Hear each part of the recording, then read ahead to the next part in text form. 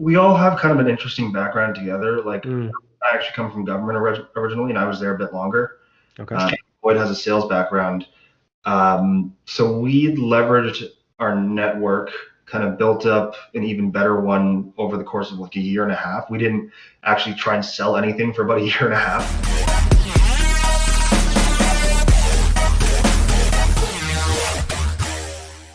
Topic technologies. We have a full team here today. Eric, Boyd, thank you for joining me.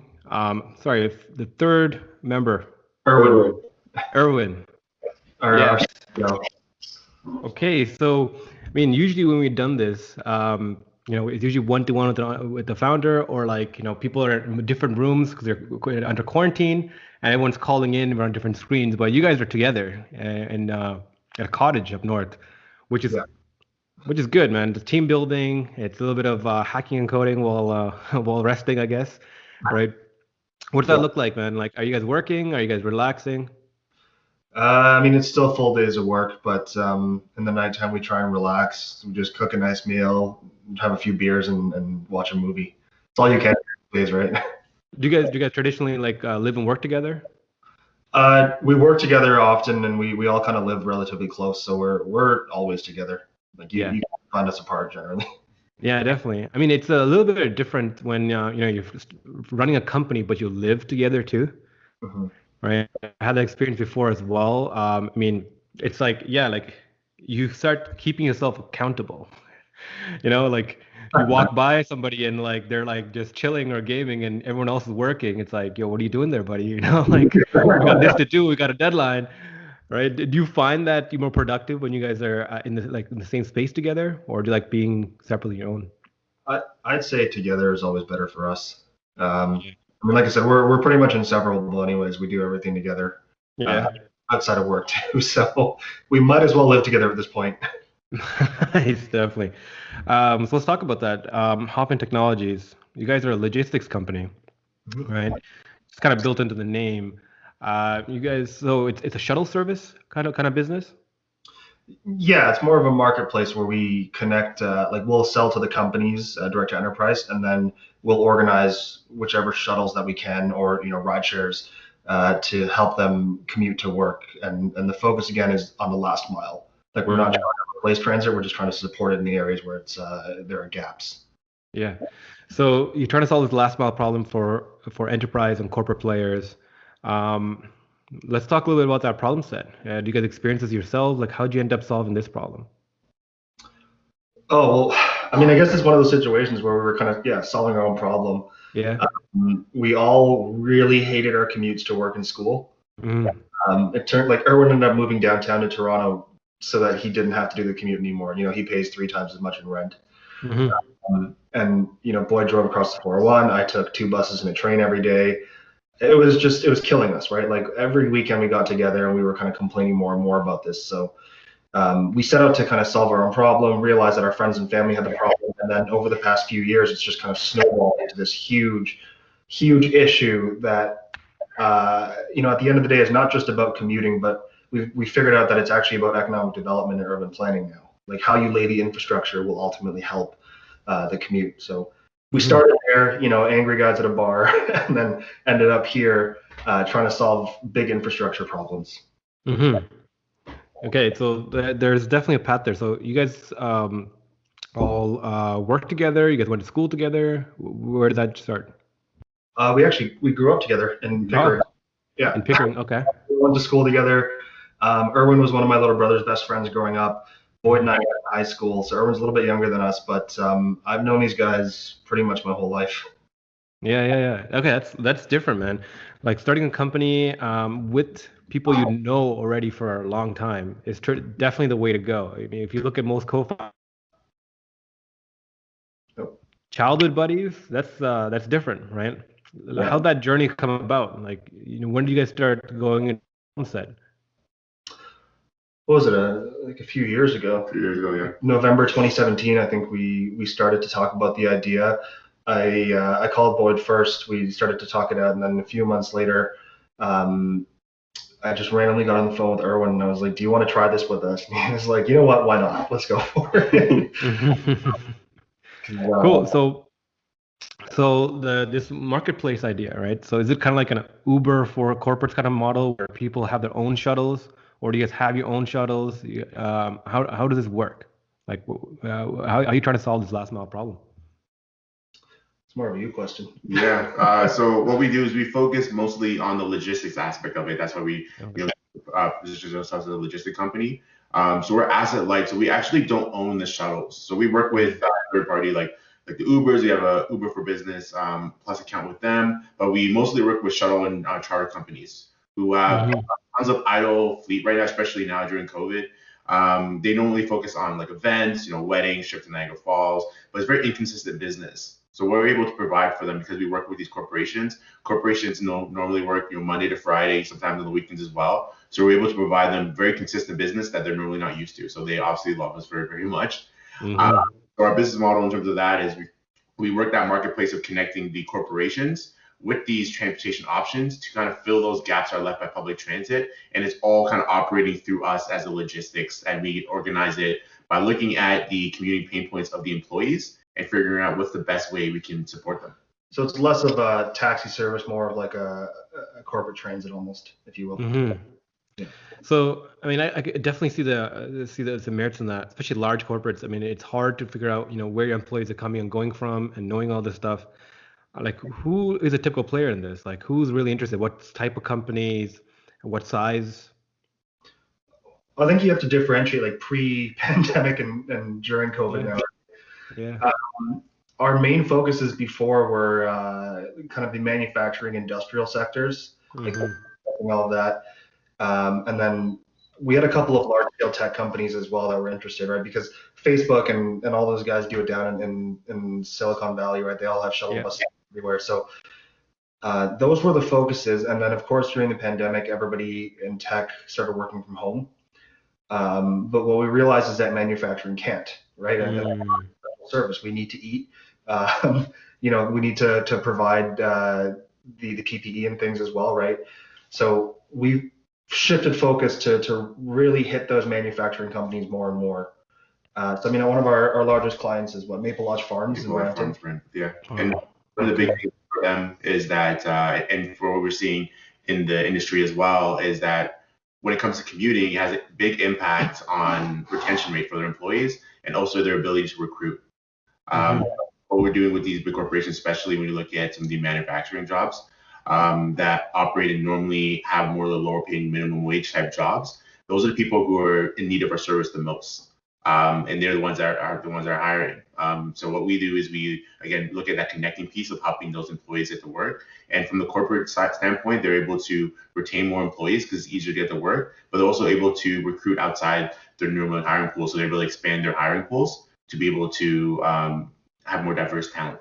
Yeah, I'd say the coolest thing is that we discovered through doing this, we can help people from marginalized communities a lot more than we thought we could immediately, and help them access better job opportunities. Like, whereas Maple Lodge hired from Scarborough, like they're in Brampton, right? Like way out in the boulevard there, and they hired their first 2 employees from Scarborough because of our service.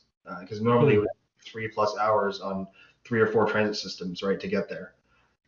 So that was really, really cool to be able to do that. So now we're really focusing on accessing those marginalized communities and helping them get access to better job opportunities too. Yeah, I mean, that's kudos to you guys. That's big. I grew up in Scarborough. I can definitely see that problem. One of the main issues is like the boroughs in Toronto, like especially Scarborough, Mississauga, they were built by like American architects, meant for everyone to have cars. It's meant for two car families. Yeah. So most of our city, like the GTA is enormous. It's so spread out. Even Brampton alone, it's such a flat land trying to get across it. It's such a vast spaces you got to go to get anywhere, and it is built by design, right? It was built by design that way, so it forced people to buy cars. Since the 60s and 70s, the city was engineered to be a honeypot for cars, to buy cars, and now it becomes such a hassle because of the gridlock, even though the infrastructure has not grown with the population, right? like one of the craziest benefits of COVID is the remote working infrastructure, right? Again, it's only for most very few segments of the population, right? But for as a workplace in a whole, I think we shifted from 4%, an economy that had work from home at a 4% capacity to 40%. Yeah. Right. And it doesn't look like most are going to go back. Even we might, we might go dip down a little bit. A lot of people go back to their jobs, but I think that work from home life is going to be there. But even at that point, like buying cars and maintaining cars, a lot of the newer generations are not doing that. Right. Funniest thing is during COVID, everyone thought cars buying would go down, but actually went up for some strange reason. And people are trying to figure this out. But like we're in such a flux about what's going to happen, what's going to happen with transportation, with working, with all these spaces that are lying vacant. Right? What have you guys been seeing, being part of logistics and seeing what's happening? Right? Are you guys monitoring the situation from that kind of level? Yeah, I mean, we'll touch on a few different areas. I think like the first is just looking at the workplace, right? Obviously, that's kind of why we doubled down on the manufacturing sector. And again, most of the manufacturing sector is outside of Toronto, right? You're not going to have a factory in the middle of downtown anymore. So I mean, we're doing a lot of work in Eastern Ontario, like outside of Durham region. We're looking at the Windsor region as well, and up north a little bit, Innisfil. I think looking at that, seeing that all these factories and companies are out there, that they need support because a lot of times they feel as though transit has failed them in a lot of ways. And then also looking at the fact that the other factor you tie in is the people now starting to move out of the city, right? Moving out of areas anyways. What we often see is exactly this scenario, which is commercial development outpaces transit's ability to support it. Right, and that's not a knock on transit. It's never a knock on transit with us. That's what I want to get clear. It's that the amount of resources you need to develop transit in an area that's growing that quickly, it's insane, right? So they do. And if all these people are starting to move up, my parents are moving up to Coburg actually right now. If they're starting to develop and people are starting to move out there, you do need the support, right? And they're going to look to get jobs in the areas because people don't want to travel all the way across the province to work every day. So how can we help? We kind of looked at it and said, okay, corporations have this need, people have this need now. You're always mixing residential and commercial, but can you create a solution that starts with the work life and then expands out to your everyday lives? Yeah, and I think that's a great point you're saying about transit, right? Like we in Toronto, like we kind of trash our transit system, but we love it at the same time. The ride the rocket, whole stuff. But one of the issues we have with transit is that we have a huge density problem. Other than like downtown Toronto, right? Like the GTA in North America, we're the fourth largest city, like by size. But in population, like 17th. Right, so we're a very like sprawled out city.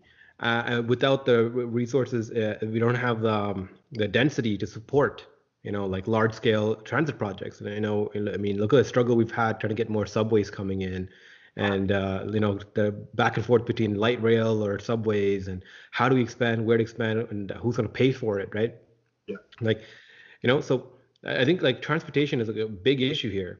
And I think what's really surprising about what you're saying here is that a lot of your companies are coming from the manufacturing side. You would think that the whole shuttle bus service is kind of like a luxury service. Like tech workers kind of get it. You see that Silicon Valley kind of vibe. You work in a large level, like company like Magna International or like a bank, right? Like a large level bank, like you see like that being like a luxury thing, like a perk you get. You get picked up at your house or a common area by the shuttle bus. You don't have to pay for transit. You don't have to wait in the cold. You don't have to take your own car, all that kind of stuff. Pay for parking. You get dropped off. What's the real incentive for the manufacturing side, for the manufacturing industry to have shuttles going on? I think it's what Boyd touched on before. It's number one, helping them expand hiring pools. They're so limited in where they can hire from because people just won't travel in from other areas outside, right? Like it's not as easy to get into Coburg or Port Hope from anywhere outside of there as it is from Mississauga to Toronto, right? There's no go that does that for you. The second thing would be the overall retention, because I think there's a number of studies that we've read over the years that show a direct correlation between a better commute and more job satisfaction, right? Better retention. So, we don't claim to solve retention issues, but we definitely can support the retention strategy of the company. And it's exactly what you said. I mean, I think made the mistake originally of thinking this was a luxury service too, because it seems like a luxury. Yeah. If you go to those areas outside of the TTC or readily available public transit access, it is a necessity. And like I said, I think a lot of them feel like the transit has failed them a bit out there, and that it's not supporting them the way they need it to. So we're here to prop up those industries and prop up the rural areas a lot, especially. Yeah. That's pretty interesting because that's something that we don't really think about, is that we talk about logistics into getting into the city. We think about jobs being like the more white collar jobs, more office level jobs, coming in. You don't really think about the outflow of people going to where the manufacturing is, which is mostly in smaller communities, where if you're trying to put up a plant, I guess you want to be in a place that has minimal density of population, but also far enough away. But then you have the problem of like, okay, bringing the people in, right? It's not a problem that we think about a lot. So I think that's pretty interesting. How did you guys get into this space? Like, how did you first start getting those clients? Like, were you already working within the space? Did you already have a pool of people, a pool of clientele they could reach out to, right? Or was it cold calls? Like, how did you guys get established? We all have kind of an interesting background together. Like, I actually come from government originally, and I was there a bit longer. Okay. Boyd has a sales background. So we leveraged our network, kind of built up an even better one over the course of like a year and a half. We didn't actually try and sell anything for about a year and a half. Just built the right networks, and then we used those to kind of do a lot of the lead generation for us and reach out, right? Because we rely heavily on referrals and word of mouth. From specific groups, right? So we work with like economic developers. They've been really, really helpful to us in different regions. Urban planners, commercial developers, real estate, property management, you name it. A whole vertical of like how a city is developed, basically everywhere, and that is who we like to work with. Yeah, that's pretty interesting. I mean, your logistics company, you're providing shuttle services for manufacturing, especially manufacturing, heavily on the manufacturing side of the industries. But the way you got to them is through urban planning. Yep. Urban planners and that kind of industry. Yeah. And I think again, what we realized over the course of the 3 years when we built this was that again, at the core, the real issue is urban planning and economic development, right? Like as we build a city, are we thinking about how we develop it in a predictive way, right? Are we pigeonholing ourselves like some metropolitan cores have done? And that's kind of where Erwin came in to help us build this, because we're looking at it from a data perspective and technology, like software and product build. But Erwin, he studies stats and math and data, so we figured out that it's the traveling salesman problem. Well, he figured out the traveling salesman problem. And I guess we're trying to incorporate machine learning and eventually a degree of AI into that, right? To build prediction machines around this. Yeah. So the idea here is that if we can sort of understand how people move around the city, understand the flow of traffic around cities, right? And we can understand the city grid lines, we can sort of predict movement through the city. And using that knowledge, we can build cities in ways that are more efficient to support that sort of movement. Yeah. I mean, no pun intended, but this logistics transportation company is the vehicle to get us to infrastructure. No, man, I think you're touching on some really interesting things here. The traveling salesman problem is something that I'm particularly really fascinated with, right? Like, so in summarize, you have all these different nodes, right? Where if things are traveling between these nodes, how do you figure out how best to interlink them, right? That kind of summarizes the traveling salesman problem. So when you have such a large bunch of nodes, aka people moving around the city, and you have all these different places they can potentially go to, how do you even start with that problem? Like, of course, you first map it out, start to get visualizations, but where do you go from there, right?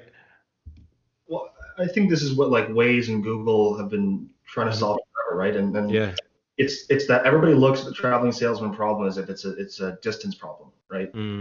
Just what's the quickest route I can take, but it's time relative to distance, right?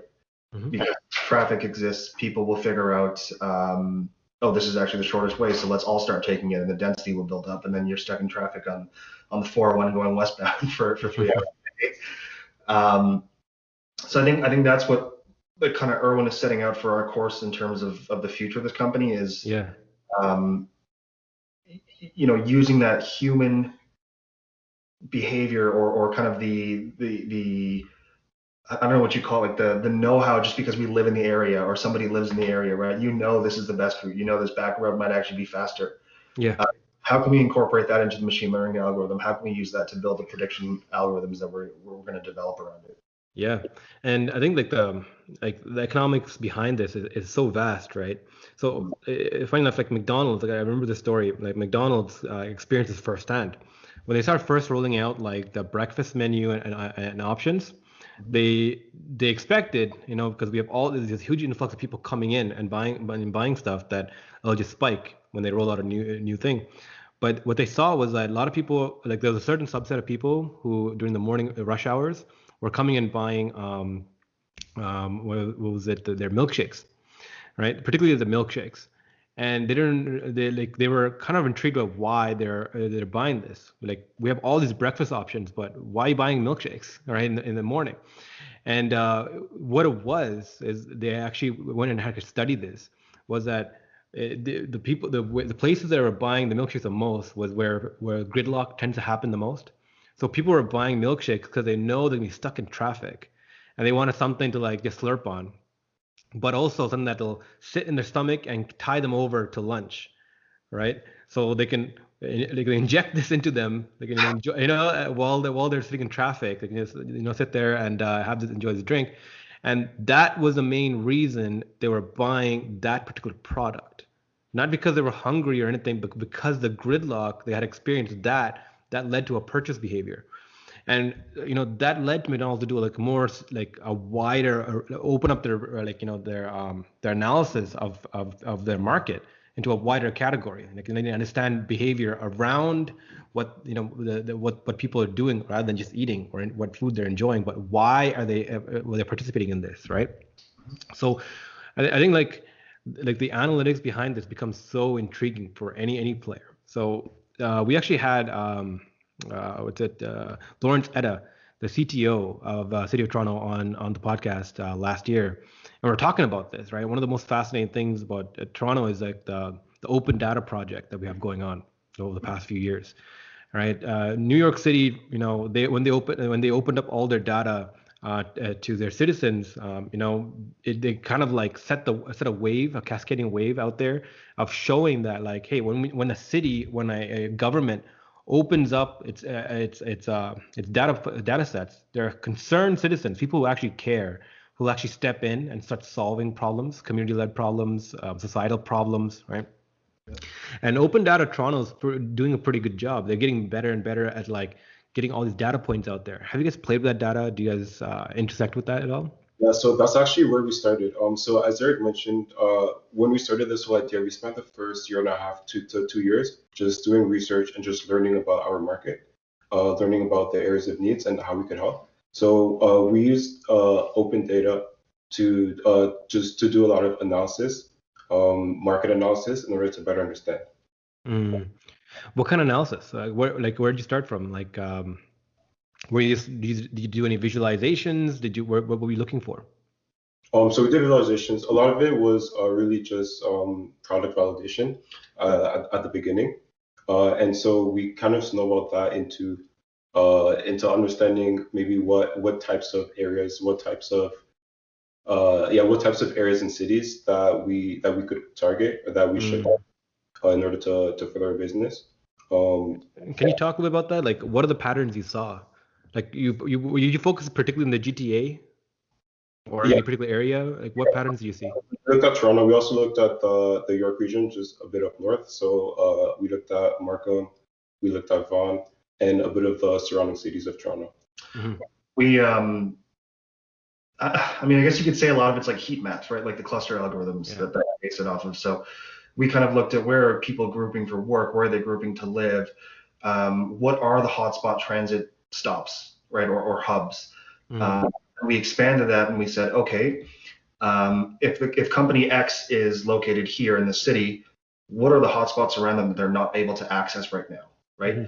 Again, a bit of product, a bit of operations here in sales. We can say, okay, based on these heat maps, we can develop our products to help them in this way, but also we can understand how we access both sides of the marketplace here, right? So one of the things that you can notice about your website when you come in, it's not like a SaaS tool where you can just log in and like order a bus or jump in, right? How do companies like work with you? So I mean, I'll admit that the tech is still coming. We decided not to build anything until we knew there was a proper demand for it, capital efficient as much as we can. Yeah. And we've been able to run a few companies relatively brick and mortar to this point. Gotcha. I think Erwin just finished developing the mobile app for the rider, so it's basically an Uber app with some chat functions and the schedule on it. So the riders can go through and see that. We're developing another one for the drivers. Yeah, so we're also developing a driver application that'll just provide drivers with directions for their routes. One of the very interesting things I'm also developing is a corporate dashboard, right? So this is a dashboard for our clients, the corporations that we're helping service, to provide them with metrics that kind of summarize their employees' commutes. And we're hoping that this can do two things. We're hoping that this can maybe shed a bit of insight on how their employees' commutes are going and how we can help improve them. And we're also hoping that it can It tracks the metrics for them. Like, so there's different metrics that they ask us to track, basically, right? Usually they run through with Boyd as they're onboarding as clients, but throw all this into a dashboard. So it still won't be a SaaS model, but there will be a login on the dashboard that they can access. Gotcha. We'll provide them with reporting on that. Yeah. So sorry, go ahead. Yeah, the operational side of that as well. So in terms of working with the companies currently, is we perform a needs assessment, and the needs assessment is for understanding the commuting challenges that their employees are facing, and then that's kind of how we again reach out to our network of transportation providers to be able to kind of fill those gaps. So like Erich and Erwin mentioned before, is that we look at where everybody is coming from, how they're getting there in relations to that open data that you mentioned before. So what are the transportation options available for them? And then we can kind of see a very holistic picture of everything that's going on. And then from there, we're able to create the most optimal shuttle lines, because we see the actual gaps that are left by public transit, and we can see how we can best transport the employees. Yeah. And I won't say too much about this. I don't think I'm allowed to say too much, but broad strokes, when we compare to the open data, we have noticed several anomalies in our own data sets that we found, and a few tweaks that we can make to the proprietary software that we're developing too. Broad strokes, just differentiating between even Toronto to the rest of the GTA to rural Ontario, right? Like there are insane differences between all of them. I think they should not be grouped the way that they are currently. Yeah, they're not the same. There's no question about that. Like traffic and movement in those different areas are very, very different. And instead of building, I guess, one blanket solution for sort of the whole region, the whole province, let's say, it's better to build specific solutions for specific areas that use essentially self-learning methods in order to maximize efficiency for certain regions. Which is why you won't see a SaaS model coming out on our website anytime soon, because we do offer bespoke solutions. It is customized to their needs specifically. No, and understandable, right? It's corporate players, right? Sometimes they require customized solutions. So that's interesting. You have three different technologies kind of in development: the corporate login, for the drivers, and then for the actual riders, right, to see when the pickups and drop-offs are. So how did that capacity building come up, right? Like, are you guys anyone programmers? You had to learn coding, or so I myself come from a tech background, programming background, and so I put together a small team. And as Eric said, we held off on product just because we wanted to make sure that there was an actual need for it. We also wanted to make sure that we weren't just building features for the fun of it, but we were building features that would actually help our clients at the end of the day. So we really started pushing product over the summer, and COVID has been kind of a blessing in that sense.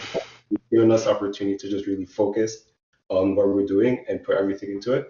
And yeah, so we've been building product, and we're looking to release at least our writer application early next year on both the iOS and Android platforms.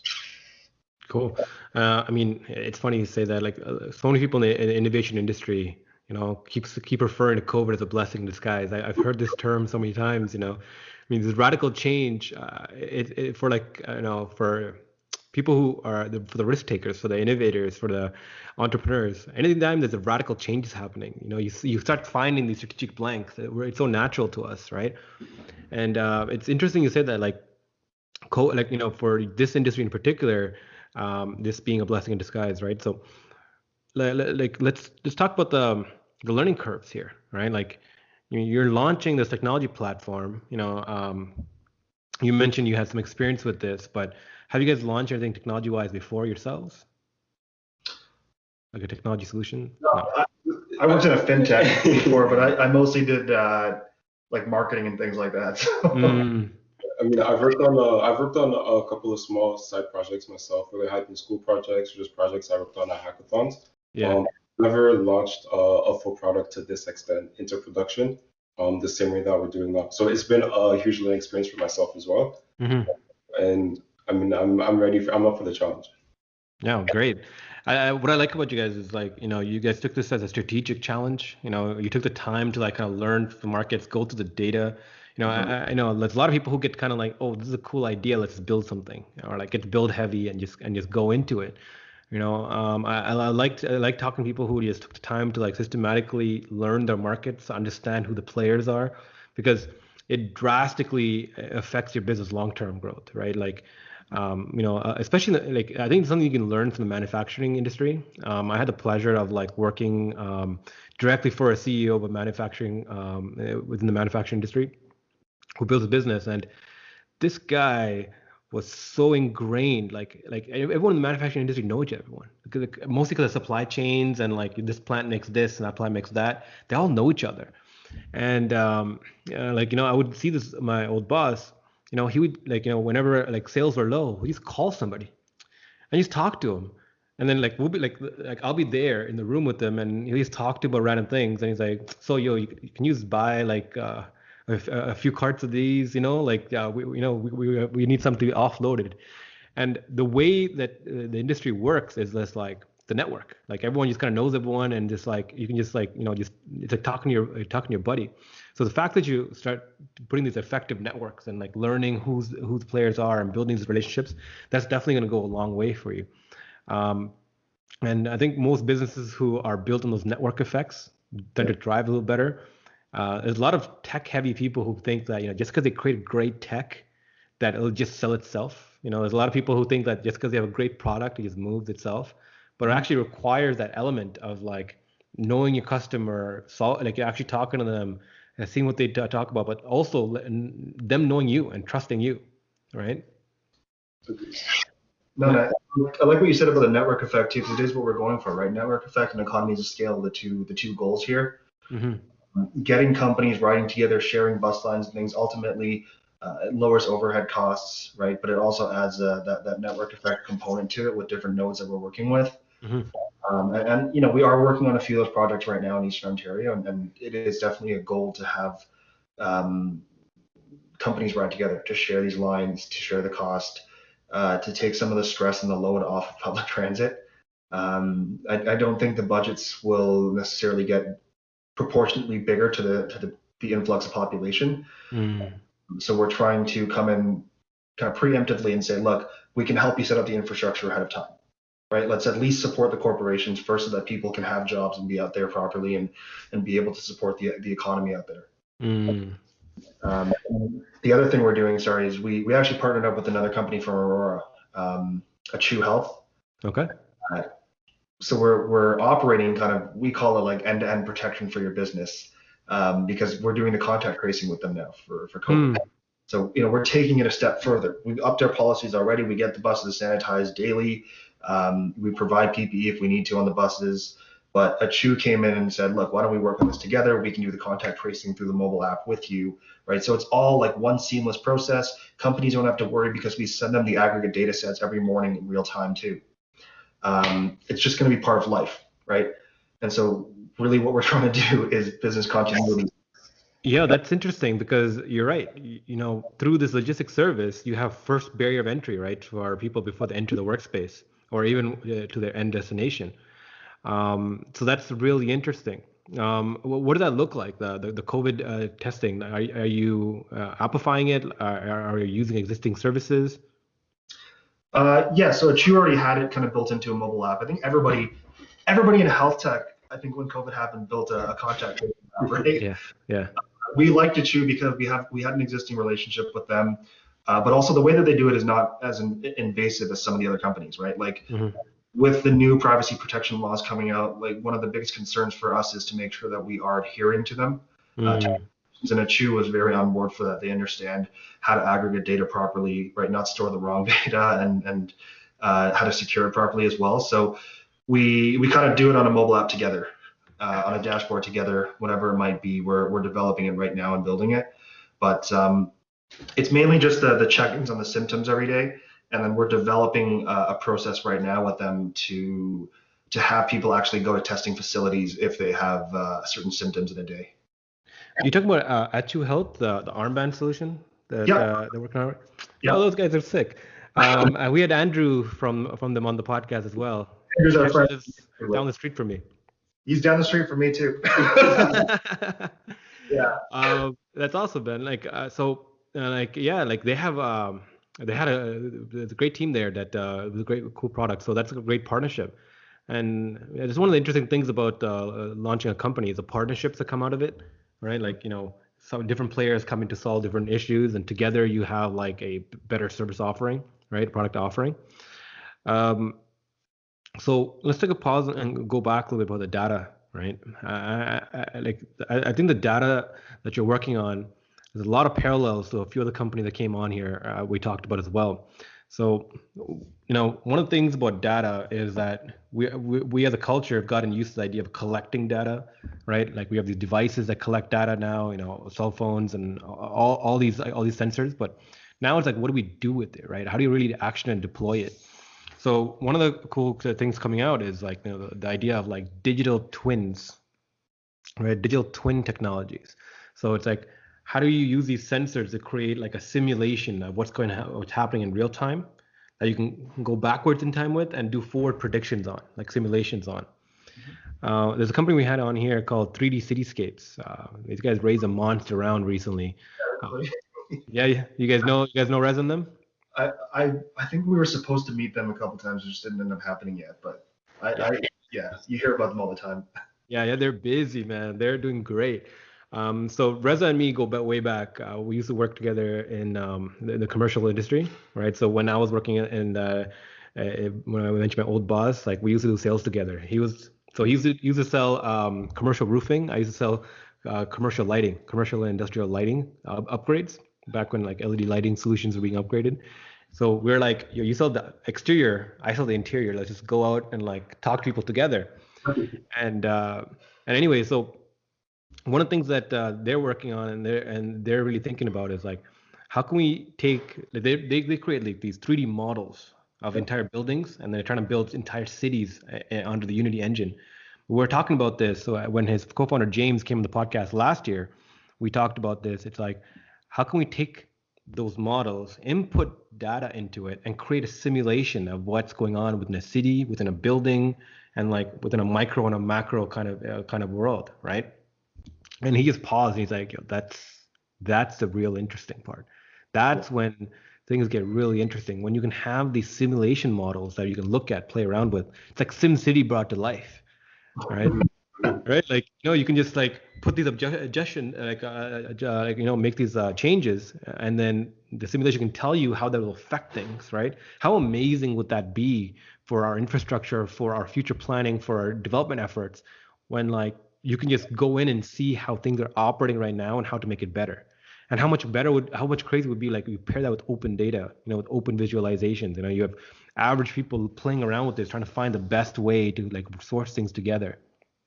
right? Well, to be honest with you, like they're a huge inspiration to what we're doing. Like we constantly look at what they're working on, because when we observe them for a while, we realized, okay, there's really cool technology you can develop in infrastructure, right? Mm-hmm. Obviously there is, but everybody else was so focused on developing autonomous vehicle software, right, and developing the new autonomous car.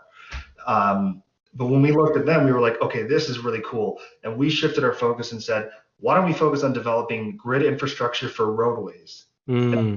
prediction models for that instead, right? Because we actually looked at them and said, okay, they're doing buildings.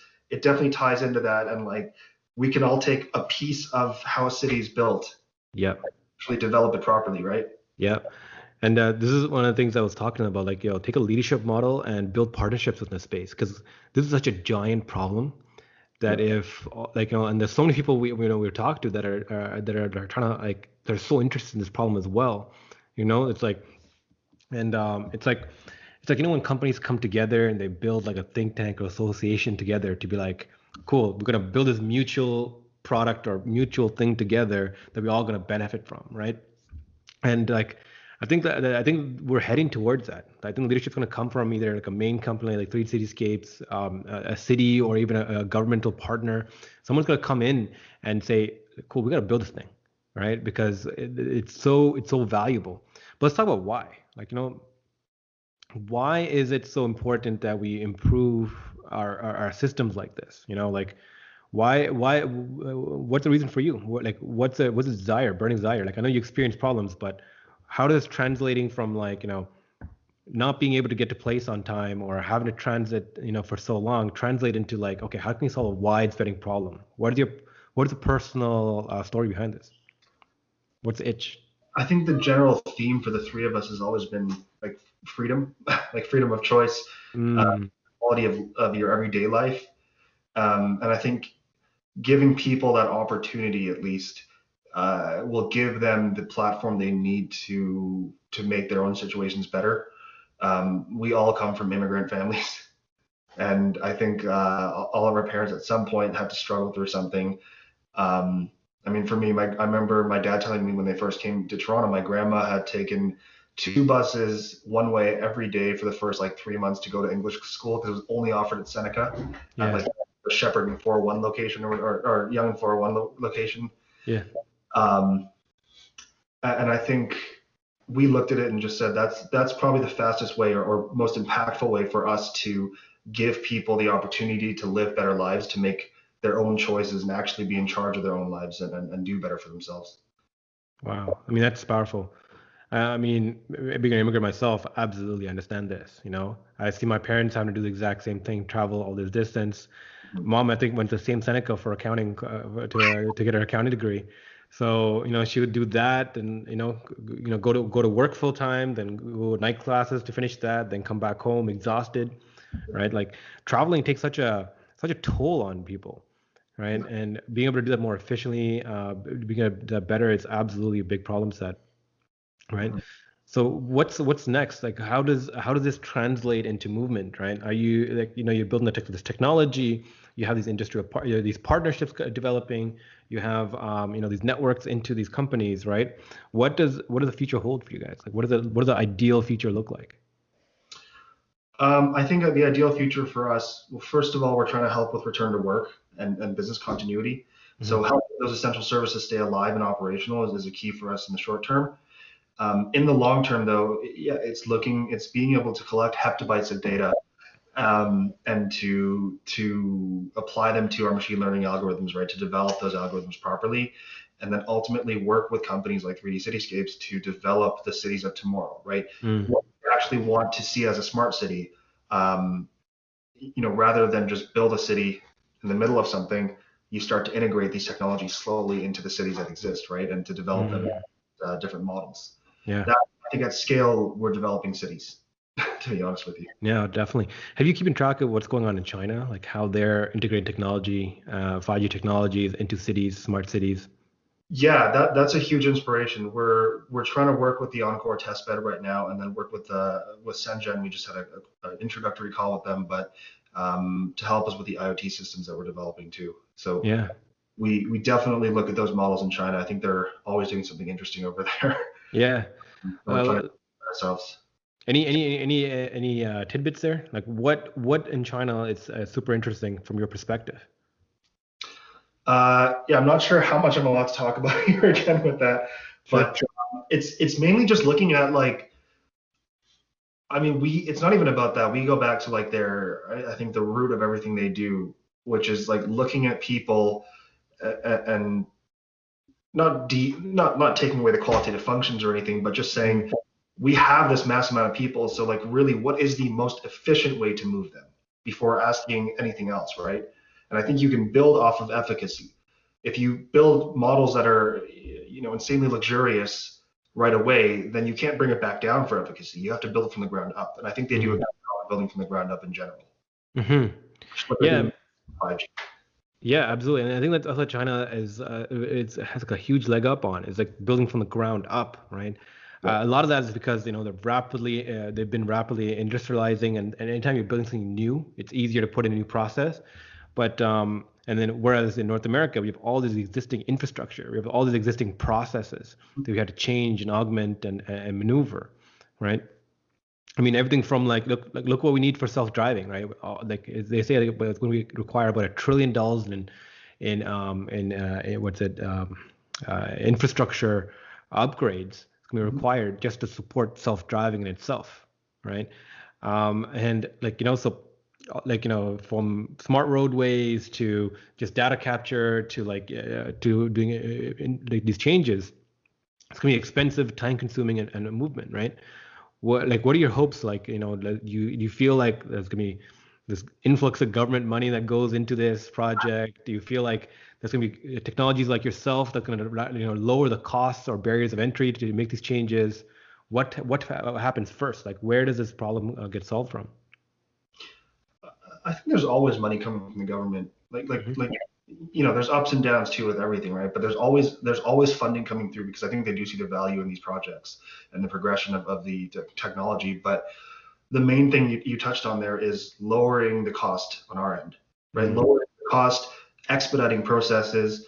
Like we can build a transit line in under a month at like half the cost per annum right now. Yeah. It usually takes about a year and $250,000 a year to run the line. We can do it in under a month at $125,000 a year. Yeah. What do you feel about Elon's transit system? I think it's interesting. I mean, everything he does is interesting, right? Yeah. he can do no wrong there. He just does what he feels, and we all watch. But I think he's always leading the way, but there needs to be more companies like ours, I think, are coming in to offer some more meat on the bones there and support systems for that, right? Because it's good, and then he can scale it out as much as he wants to. But if people in local regions don't adopt what he's working on with the transit specifically, it's going to stay a local solution, right? It's never going to expand out to the whole world. So I see us as a piece that's integral in helping companies like his in their transit efforts. Have you read the original document for the Hyperloop? Not the original document, no. I can't say I have. I think it's worth looking at. More than anything, just like how he explained it, like how he brought it out. So the backstory, I remember this. Like this is when I became like Elon fan, like diehard, right? Like it's just like the way it came out. So in California at the time, there was like this back and forth discussion about building this with a transit line, like a transit line from I think from LA to San Francisco, right? And companies were bidding on this, and there was like $12 billion, $10 billion, $14 billion, and like these multi-billion-dollar projects. And like Elon was just like, why the fuck does it cost this much, right? Like this is insane. Like why? Like you're 100% inflating this. So this is when he was still busy with SpaceX, still just launching this stuff up and all this. And he's just like literally overnight, like over Twitter, like he's like tweeting about this, like tweeting about these problems. Like why is it costing this much? This is definitely hyperinflated. It's not. You can solve this problem for much less. Why is no one applying first principle thinking to this? Why can't we reinvent? So he started had his whole tweet storm, and over a few days he's got like more and more into this idea and about this, and then he just tweeted this 30-page document, right, like with like architectural designs of this Hyperloop engine. And it's like you put a vacuum tube so that there's a reduction of the air doesn't restrict movement, right? It's no, that's friction. And then you can go as fast as you want down this. And in this, like, less energy, less all this, and then this is how you'd build it. And you can completely reinvent travel. And here's how you do it. Like a full blueprint on how to do it. Yeah. And it was just like, like, this is the kind of stuff that you want out of entrepreneurs. This is the kind of bold thinking. This is the kind of things. But more than anything is the idea of open innovation. This guy's like, this is a problem. Here's a potential solution. It's not perfect, but I think it has some legs to it. Take it, go with it, right? Mm-hmm. And him putting it out there was just like, holy shit, right? Mm-hmm. But more than that, like, he's opened up a lot of like first principle thinking to this for the logistics problems, right? Thinking about this, like, how do we break away from like the traditional ways of doing things, break it down to the core problems, and reinvent using modern solutions. And this is a big problem. I was talking to Reza about this as well. Is that there's a time when humanity, we built the Empire State Building was built in like less than a year, right? The bridges, the biggest bridges that we talk about were built in months, right? But now it takes like a house takes about 3 years to get built. We overinflate costs. We put in all these inefficiencies in there because there's a mechanism to make money, right? Yeah. For overinflating that, and all these people and all these partners, all these elements are there that benefit from inefficiencies, right? So one of the biggest problems that we have as innovators that we're trying to solve is how do we navigate through those benefiting from the inefficiencies, right? Either like there has to be like a pro con, right? Like either like the technology to fight these inefficiencies gets so radically good that like the cost reduction is there that people switch to that, or there's got to be like a large level movement to this almost, right? Like look at the resistance now for like the clean tech movement, right? Like the automotive industry have been fighting this for 50 years.